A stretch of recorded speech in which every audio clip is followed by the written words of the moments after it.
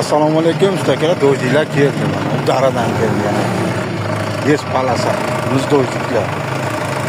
3 metr, 2,5 metr, 3 metrliklar. Bugun 9-noyabr.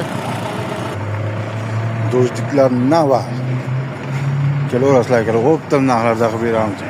Ikkita puramiz kelgan. Do'jliklar qanaqadan?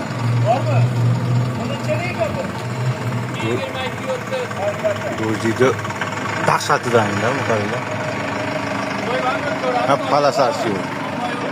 Manzilimiz Toshkent shahar Sergelida. Akalar, bir xilda 2 santimetrlik.